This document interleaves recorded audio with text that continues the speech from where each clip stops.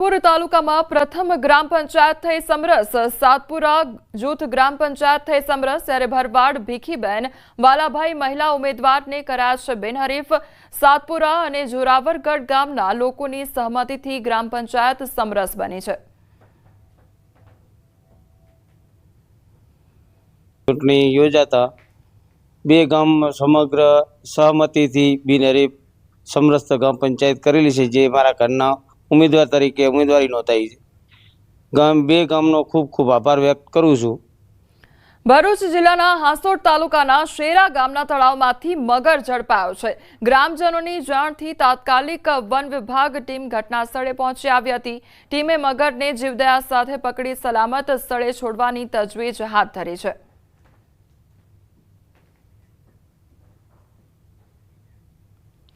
તળાવો સહિતના પાણીના સ્ત્રોતમાં સંગ્રહ ક્ષમતા ઘટતી જતી હોય છે, ત્યારે તેમની સંગ્રહ ક્ષમતા વધારવા માટે ચોમાસા પહેલા ડિસિલ્ટિંગ કરવામાં આવતું હોય છે, એટલે કે તળાવમાંથી માટી અને કાપ હટાવવાથી સંગ્રહ ક્ષમતા વધે છે। ત્યારે ભાવનગરના બોર તળાવમાં પણ 15 ફૂટ સુધી માટી કાપ ભરાયેલો છે, જે માટે સુજલામ સુફલામ અંતર્ગત છેલ્લા 1.5 મહિનામાં બોર તળાવમાંથી 1800 ક્યુબિક મીટર તેમજ ખોડિયાર નારી અને ઝાંઝરિયા તળાવમાંથી 13,000 ક્યુબિક મીટર માટી લેવામાં આવી છે। ચોમાસું શરૂ થવાને 15 દિવસની વાર છે, ત્યારે મહાનગરપાલિકા દ્વારા 15 દિવસના સમયગાળાનો ઉપયોગ કરી વધુ લોકો સ્વખર્ચે વિનામૂલ્યે કાપ માટી મોરમ લઈ જાય તો હજુ પણ બોર તળાવની સંગ્રહ ક્ષમતામાં વધારો થઈ શકે તે માટે મંજૂરી આપી છે। હાલમાં બોર તળાવ ખાતે પાણીનું સ્તર ગત વર્ષ કરતાં ઓછું હોય અને હજી ચોમાસાને 15 દિવસ જેટલો સમય બાકી હોવાથી મહાનગરપાલિકા દ્વારા બોર તળાવમાંથી શહેરીજનોને જે કોઈને પોતાને માટી કે કાપ ઉપાડવાની જરૂરિયાત હોય તેઓને 15 જૂન સુધી વિનામૂલ્યે માટી ઉપાડવાની મંજૂરી આપવામાં આવેલી છે, જેનાથી જે બોર તળાવમાં હાલ જે કાપ ઘણા સમયથી જમા થયેલો હોય તે ઉપાડવાથી તેની સંગ્રહ ક્ષમતામાં વધારો થઈ શકે। ગવર્મેન્ટના નિયમ પ્રમાણે જે કોર્પોરેશને જે 15 જૂન સુધી વિનામૂલ્યે સ્વખર્ચે માટી ઉપાડવાની પરવાનગી બધાને આપેલી છે, તો અમે માટી ઉપાડવાનું કામ કરી રહ્યા છીએ અને આ માટી છે એ અમે રોડ માટે લઈ જવી છે। ખેડૂતના ખેતરમાં જરૂર હોય તો અમે ખેડૂતને આપીએ છીએ। રોડ માટે અને ખેતરો માટે સારામાં સારી માટી છે અને સરકારને સ્વખર્ચે આ માટી ઉપાડીને પોતાને સરકારને પણ લાભ થાય અને પાણીની ક્ષમતા પણ વધે, તે માટે આ માટી કદાચ ને હજી તારીખ 15 જૂન પછી પણ વધારો કરે, વરસાદ આવે ત્યાં સુધી આપે તો પણ સારું। યાત્રાધામ પાવાગઢ ખાતે ચાંપાનેર અને પાવાગઢ ગામના પ્રવેશ દ્વારનો કેટલોક ભાગ ધરાશાયી થયેલી હાલતમાં છે, જેથી તેને અવરજવર માટે બંધ કરવામાં આવ્યો છે। જો કે પુરાતત્વ વિભાગ દ્વારા ચાંપાનેર કિલ્લાની ઐતિહાસિક ધરોહર સમા દરવાજાનું સમારકામ કરવામાં આવ્યું હતું, જે પૂર્ણ થયાના 2 માસથી પણ વધુ સમય વીતી ગયો છે, છતાં વાહનો અંદર જવા દેવામાં આવતા નથી, જેથી વાહન ચાલકોને લાંબો ચક્કર કાપી જવું પડે છે, જેથી વાહન ચાલકોમાં રોષ છે અને વળી પુરાતત્વ વિભાગે પ્રવેશ દ્વારમાંથી વાહન અવરજવર કરી શકે તે પ્રકારનું આયોજન પણ નથી કર્યું, જેથી સ્થાનિકોએ રોષે ભરાઈ ગ્રામ પંચાયત ચૂંટણી બહિષ્કારનું અલ્ટિમેટમ આપ્યું છે। તો સ્થાનિકોએ ચૂંટણી બહિષ્કારના પ્લેકાર્ડ સાથે પ્રવેશ દ્વાર પાસે ઉભા રહી ભારે સૂત્રોચ્ચાર કરી પોતાનું રોષ ઠાલવ્યો છે। જિલ્લા સંકલન સમિતિમાં અનેકવાર રજૂઆત કરી છે, તેમ છતાં આરકોજી ડિપાર્ટમેન્ટ દ્વારા કોઈપણ જાતનું એની સંજ્ઞાન લેવામાં આવી નથી।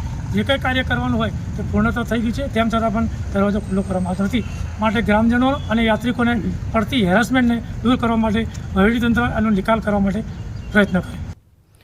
બનાસકાંઠામાં લોકગાયક પોપટજી ઠાકોરની દુનિયામાંથી અલવિદા અને લગ્ન ગીત અને ભજન સહિત સંત વાણીનો બેતાબ બાદશાહ પોપટજી ઠાકોરનો આત્મા પરમાત્મામાં વિલીન થયો છે, ત્યારે કાંકરેજના વાલપુરા ગામના વતની હતા પોપટજી ઠાકોર।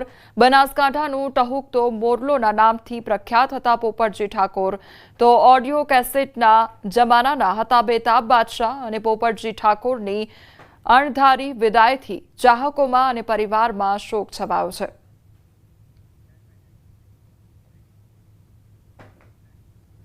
રાજ્યસભાના સાંસદ રામ મોકરિયા દ્વારા લાંચિયા અધિકારી વિરુદ્ધ વધુ એક વખત શસ્ત્ર ઉગામ્યું હોવાનું સામે આવ્યું છે।